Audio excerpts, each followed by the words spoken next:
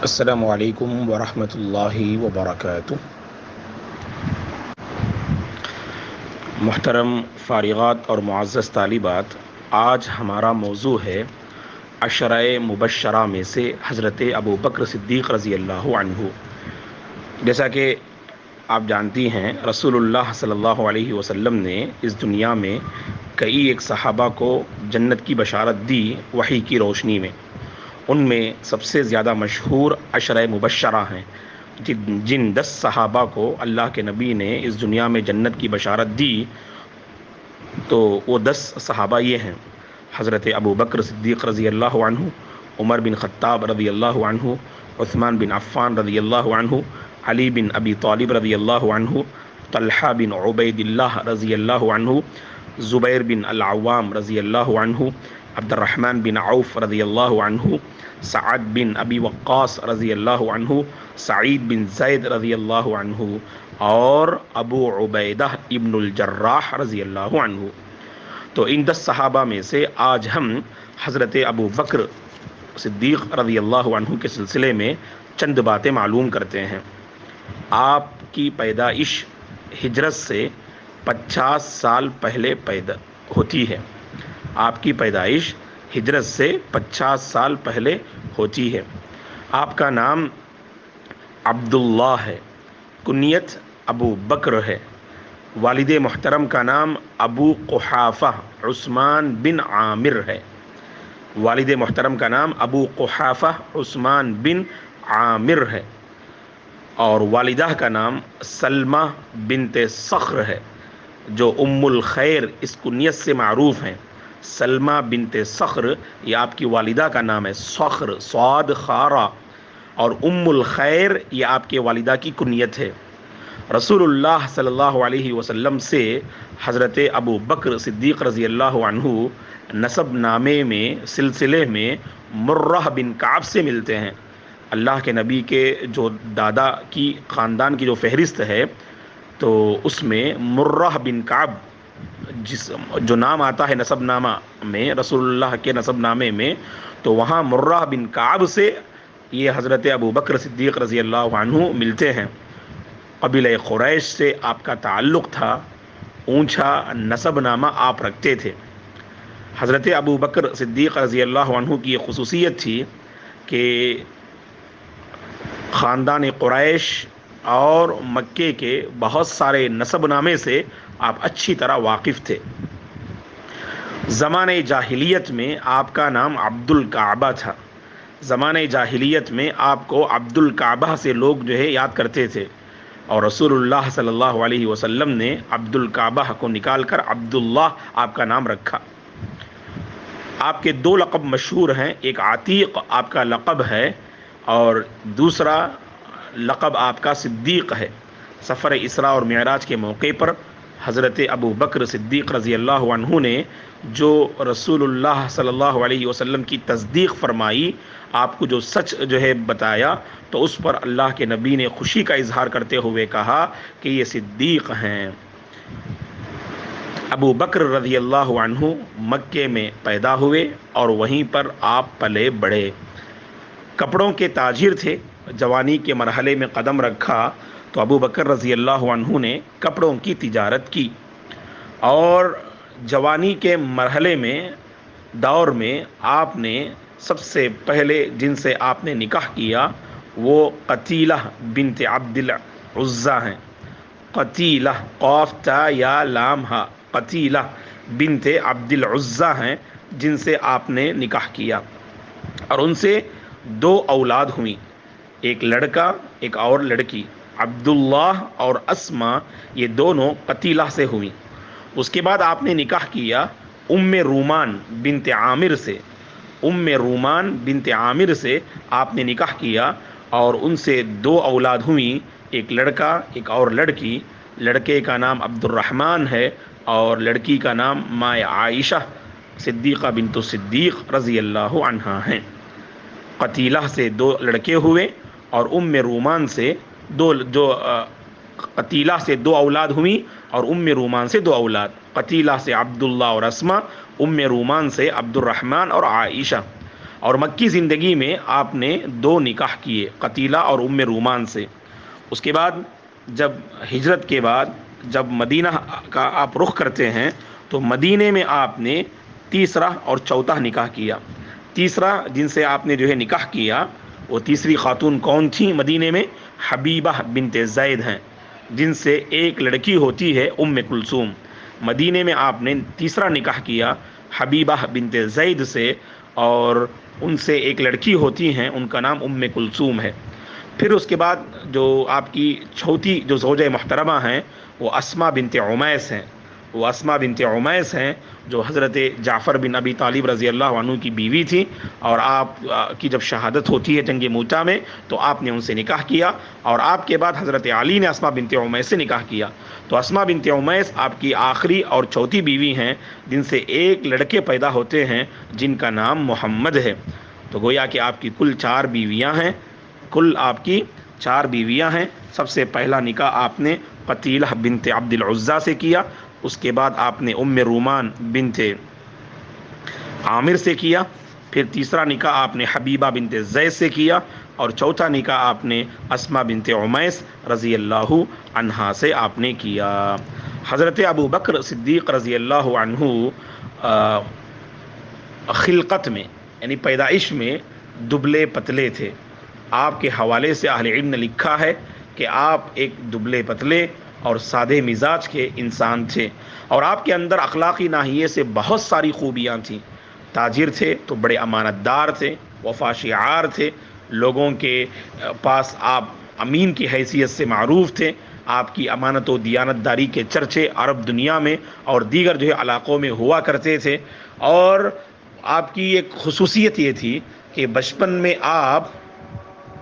جو ہندوؤں کے تہوار ہوا کرتے ہیں ان میں عموماً آپ شریک نہیں ہوا کرتے تھے، اور اسی طرح کبھی بھی آپ شراب نوشی میں ملوث نہ ہوئے۔ یہ بہت بڑی خصوصیت تھی، کیونکہ عرب جیسے ماحول میں جہاں ہر کوئی شراب میں مست رہتا تھا، ایسے ماحول میں حضرت ابو بکر رضی اللہ عنہ کی یہ خصوصیت تھی کہ زمانہ جاہلیت سے آپ بالکل غلط عادات و اطوار سے اپنے آپ کو ہمیشہ دور رکھا کرتے تھے، جیسے رسول اللہ صلی اللہ علیہ وسلم کی اللہ تبارک و تعالیٰ نے بچپن ہی میں تربیت فرمائی، تو اسی طرح سے حضرت ابو بکر صدیق رضی اللہ عنہ کی بھی اللہ تبارک و تعالیٰ نے حفاظت فرمائی۔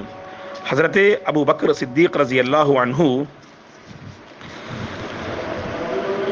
اللہ کے نبی پر سب سے پہلے اسلام، اللہ کے نبی کے ہاتھوں اسلام قبول کرنے والے مرد حضرات میں آپ کا شمار ہوتا ہے، اور آپ کی بڑی خصوصیت یہ ہے جیسا کہ اللہ کے نبی نے فرمایا کہ میں نے ہر ایک کے سامنے اسلام کو پیش کیا، اور اسلام قبول کرنے والوں میں سے ہر ایک نے قبول کرنے میں تھوڑا وقت اور تھوڑا سوچ و بچار سے کام لیا، لیکن یہ ابو بکر صدیق ہیں، جب ان کے سامنے میں نے اسلام کو پیش کیا تو انہوں نے ذرہ برابر بھی تأمل اور سوچ و بچار کیے بغیر بالفور انہوں نے یعنی میری دعوت کو قبول کر لیا، دائرہ اسلام میں داخل ہو گئے۔ اور اسلام کو اپنانے سے پہلے اللہ کے نبی کے ساتھ آپ کی بڑی گہری دوستی تھی، کیونکہ دونوں کے مزاج میں ہم آہنگی پائی جاتی تھی، دونوں غلط عادات و اطوار سے ہمیشہ دور رہا کرتے تھے۔ اسی لیے حضرت ابو بکر صدیق رضی اللہ عنہ اور اللہ کے نبی صلی اللہ علیہ وسلم دونوں عمر میں بالکل باہم قریب ہونے کی وجہ سے یعنی ہمیشہ ساتھ رہا کرتے تھے، اور اللہ کے نبی کی حضرت ابو بکر صدیق رضی اللہ عنہ سے زمانہ جاہلیت سے بڑی اچھی دوستی تھی۔ اور جب حضرت ابو بکر رضی اللہ عنہ نے اسلام قبول کیا تو سبحان اللہ آپ کے ہاتھوں دسیوں صحابہ، سینکڑوں صحابہ اسلام قبول کرتے ہیں، جن میں قابل ذکر عثمان بن عفان رضی اللہ عنہ، عبد الرحمن بن عوف رضی اللہ عنہ، طلحہ بن عبید اللہ رضی اللہ عنہ، سعد بن ابی وقاص رضی اللہ عنہ، زبیر بن العوام رضی اللہ عنہ۔ سبحان اللہ، عشرہ مبشرہ میں سے 5 صحابہ یہ وہ ہیں جو حضرت ابو بکر صدیق رضی اللہ عنہ کے ہاتھوں اسلام قبول کرتے ہیں، اور آپ نے بہت سے غلاموں کو بھی آپ نے رہا کیا، آزاد کیا، کیا، جن میں سر فہرست حضرت بلال رضی اللہ عنہ کا نام جو نقل کرتے ہیں۔ اور آپ کی ایک اہم خصوصیت یہ تھی کہ ہجرت رسول میں اللہ کے نبی کی رفاقت آپ کو نصیب ہوئی۔ یہ سب سے بڑی خصوصیت ہے جو اللہ تعالیٰ نے آپ کو عطا کیا۔ سفر ہجرت جو اللہ کے نبی کی زندگی میں پیش آنے والا ایک عظیم واقعہ تھا، اس عظیم واقعے کے لیے اللہ نے ایک عظیم انسان کا انتخاب کیا جو ایک عظیم انسان کی صحبت میں رہے، اور سفر کرنے والے یعنی حضرت رسول اللہ صلی اللہ علیہ وسلم کا بھی مقام و مرتبہ اللہ کے پاس تھا، اور جن کو اللہ نے آپ کے لیے انتخاب کیا تو ان کی بھی بہت بڑی حیثیت تھی اللہ اور رسول کے نزدیک۔ تو بہرحال سفر ہجرت میں ساتھ رہنے والے اور رفاقت جن کو نصیب ہوئی وہ ابو بکر رضی اللہ عنہ ہیں۔ آپ کے حوالے سے اللہ نے قرآن مجید کی سورہ توبہ میں اس واقعے کو نقل کیا جو غار ثور میں رہتے ہوئے جو پیش آیا، اذ یقول لصاحبہ لا تحزن ان اللہ معنا، جو اذ ہما فی الغار اذ یقول لصاحبہ لا تحزن ان اللہ معنا کی جو آیت کریمہ ہے وہ اللہ کے نبی اور حضرت ابو بکر صدیق رضی اللہ عنہ کے متعلق نازل ہوتی ہے۔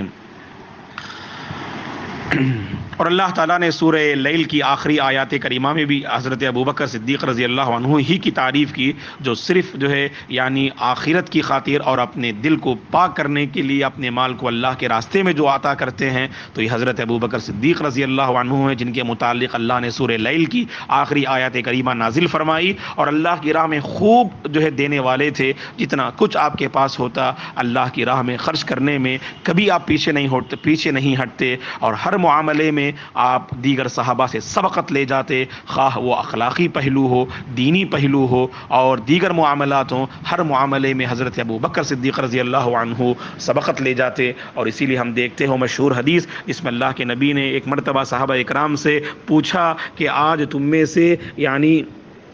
نماز جنازہ میں کس نے شرکت کی؟ تو حضرت ابوبکر نے کہا کہ میں۔ کہا کہ آج تم میں سے کون روزے سے ہیں؟ حضرت ابوبکر نے کہا کہ میں۔ پھر پوچھا کہ آج تم میں سے کس نے مریض کی عیادت کی؟ تو حضرت ابوبکر نے کہا کہ میں۔ اس طرح بہت ساری خوبیوں کا آپ نے ذکر کیا، تو اللہ کے نبی نے فرمایا صلی اللہ علیہ وسلم نے کہ جس کسی انسان کے اندر اس طرح کی خوبیاں ہوں تو یقیناً وہ جنت کے جو 8 دروازے ہیں وہ 8 دروازے سے جو ہے ان کو طلب کیا جائے گا۔ یہ حضرت ابوبکر رضی اللہ عنہ کی خصوصیت ہے۔ اللہ کے نبی نے دنیا ہی میں آپ کے حق میں خوشخبری سنائی کہ کل قیامت کے دن وہ ہستی جس کو 8 دروازے سے جو ہے پکارا جائے گا، ہر دروازہ جس دروازے سے یہ نام گونجے گا کہ آئیے ابو بکر اس دروازے سے داخل ہو جائیے، تو ان 8 دروازوں سے بھی سبحان اللہ جن کا نام جو ہے پکارا جائے گا وہ حضرت ابو بکر صدیق رضی اللہ عنہ ہیں، جو کل قیامت کے دن سب سے پہلے انبیاء کے بعد امتیوں میں داخل ہونے والے سب سے پہلے امتی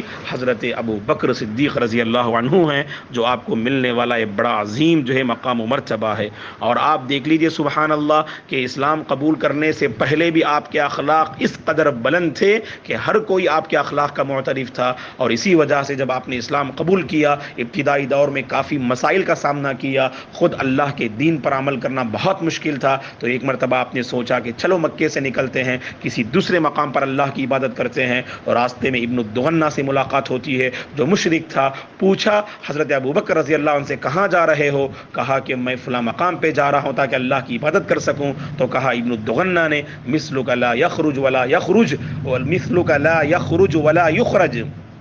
مثلک لا یخرج ولا یخرج، اے ابو بکر آپ جیسے انسان نہ مکے سے نکلنا چاہیے اور نہ نکالا جانا چاہیے، آپ جیسے انسان نہ مکے سے نکلنا چاہیے اور نہ نکالا جانا چاہیے، یہ فرمایا ابن الدغنہ نے۔ تو اس سے معلوم ہوتا ہے کہ حضرت ابو بکر رضی اللہ عنہ کا کیا مقام و مرتبہ تھا، اسلام قبول کرنے سے پہلے بھی آپ بلند اور عظیم صفات کے مالک تھے۔ اور سبحان اللہ رسول اللہ صلی اللہ علیہ وسلم کے آخری لمحات میں جنہوں نے امامت کی اللہ کے نبی کی موجودگی میں، جنہوں نے کئی ایک نمازیں پڑھائیں، بعض نے کہا کہ 17 نمازیں پڑھائیں اور بعض نے کم و بیش ذکر کیا، وہ حضرت ابو بکر صدیق رضی اللہ عنہ ہیں، جو مرض رسول اللہ کے نبی صلی اللہ علیہ وسلم جب جو ہے یعنی حالت مرض میں تھے تو اس موقع پر امامت کا شرف جس صحابی کو نصیب ہوا وہ حضرت ابو بکر صدیق رضی اللہ عنہ ہیں۔ اور جب اللہ کے نبی کی وفات ہو جاتی ہے تو پوری امت کا اتفاق ہوتا ہے کہ آپ کو خلیفہ بنایا جائے، سب ایک ساتھ جو ہے آپ کے ہاتھوں بیعت کرتے ہیں، آپ رضی اللہ عنہ خلیفے کی حیثیت سے منتخب کیے جاتے ہیں، اسلام کے سب سے پہلے خلیفہ تھے آپ، اس کے بعد آپ خلیفہ بننے کے بعد آپ نے زبردست خطبہ آپ نے امت کے حوالے کیا، آپ جو ہے رضی اللہ عنہ نے، اور اسی طرح جب آپ خلیفہ بنے تو اس موقع پر آپ نے سب سے پہلا معاملہ جس کو آپ نے انجام دیا وہ اسامہ بن زید رضی اللہ عنہ کے لشکر کو آپ نے روانہ کیا۔ یہ اسامہ بن زید رضی اللہ عنہ کا لشکر وہ تھا جس کو اللہ کے نبی نے تیار کیا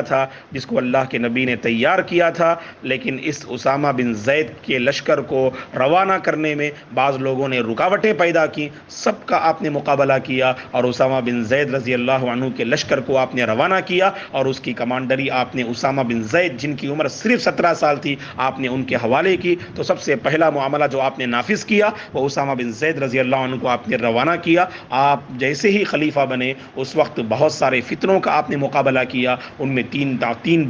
تین بڑے عظیم فتنے تھے۔ ایک فتنہ ارتداد کا تھا، مرتدین کی ایک فہرست تھی، یعنی اسلام سے ہٹے ہوئے اور اسلام کو جنہوں نے اپنایا تھا انہوں نے اسلام کو چھوڑ دیا، ایسے مرتدین کی فہرست تھی، اور دوسری جانب مدعیان نبوت کی فہرست تھی، یعنی نبوت کا جھوٹا دعویٰ کرنے والے لوگوں کی فہرست تھی، اور تیسری جانب زکوٰۃ کا انکار کرنے والے جو خاص کر بنو تمیم کے لوگوں میں سے بعض نے زکوٰۃ دینے سے انکار کر دیا۔ جن لوگوں نے نبوت کا دعویٰ کیا ان میں یمن میں اسود عنسی، یمامہ نامی قبیلے میں مسیلمہ الکذاب، اور بنو تمیم نامی علاقے میں سجاح بنت الحارث جو عورت تھی، بنو اسد کے علاقے میں طلحہ بن خویلد، اور عمان میں لقیط بن مالک۔ یہ وہ مشہور نبوت کا جھوٹا دعویٰ کرنے والے تھے جو اللہ کے نبی کے دور میں بھی انہوں نے دعویٰ کیا تھا، لیکن وفات رسول کے بعد ان کے دعوے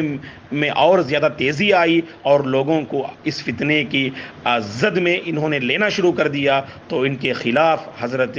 ابو بکر صدیق رضی اللہ عنہ نے مختلف لشکر آپ نے روانہ کیے اور تمام کا آپ نے خاتمہ کیا اور تمام کو آپ نے جو ہے یعنی ختم کیا۔ یہ آپ کا بہت بڑا کردار تھا حضرت ابو بکر صدیق رضی اللہ عنہ کا، اور آپ کا ایک بڑا کردار یہ ہے کہ جب اللہ کے نبی کی وفات ہوئی تو عمر جیسے انسان بھی رضی اللہ عنہ بھی اس واقعے کو قبول کرنے کے لیے تیار نہیں، لیکن سبحان اللہ حضرت ابو بکر صدیق رضی اللہ عنہ نے اس نازک گھڑی میں اس نازک مسئلے کو آپ نے سنبھالا، اور وما محمد الا رسول قد خلت من قبلہ الرسل، یہ آپ نے تلاوت کی اور لوگوں کے سامنے آپ نے اعلان کیا، لوگوں سن لو، اس سے پہلے جو محمد کی عبادت کیا کرتے تھے محمد انتقال کر گئے ہیں، اور جو اللہ کی عبادت کرتے تھے اللہ زندہ ہیں، وہ کبھی یعنی انتقال نہیں کریں گے۔ من کان یعبد محمدا فإن محمدا قد مات ومن کان یعبد اللہ فإن اللہ حی لا يموت، جیسے الفاظ آپ نے اس موقع پر فرمائے حضرت ابو بکر صدیق رضی اللہ عنہ نے۔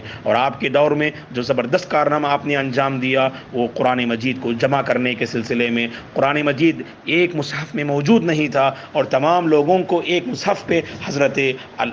ابو بکر صدیق رضی اللہ عنہ نے جمع کیا، یعنی اس معنی میں کہ آیتیں صحابہ کے پاس مختلف جو ہے انداز میں تھیں، اور حضرت عمر رضی اللہ عنہ نے جب مشورہ دیا کہ یہاں پر قراء حضرات کی کمی ہو رہی ہے، کہیں ایسا نہ ہو کہ قرآن آگے چل کر جو ہے اس کی حفاظت کرنا ایک بہت بڑا چیلنج بن جائے، ایسا کیوں نہ ہو کہ تمام آیتوں کو ایک جگہ جمع کر دیں، تو تمام آیتوں کو ایک جگہ جمع کرنے کا کام آپ کے دور میں ہوا، اور یہ ذمہ داری سنبھالنے والے زید بن ثابت رضی اللہ عنہ ہیں جو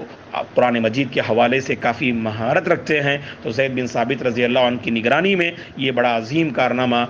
جو ہے آپ رضی اللہ عنہ نے انجام دیا۔ المہم بڑے عظیم صحابی تھے حضرت ابو بکر صدیق رضی اللہ عنہ۔ آپ کی وفات جمعہ کے دن جمادی الاخری کی 20/1 تاریخ کو ہوتی ہے۔ آپ کی وفات جمعہ کے دن جمادی الاخری کی 20/1 تاریخ کو ہوتی ہے، سن 13 ہجری میں آپ وفات پاتے ہیں رضی اللہ عنہ۔ اللہ تبارک و تعالی آپ سے راضی ہو، اللہ تبارک و تعالی ابو بکر صدیق رضی اللہ عنہ کی صفات اور اخلاق حمیدہ کو اختیار کرنے کی ہم سب کو توفیق عطا فرمائے۔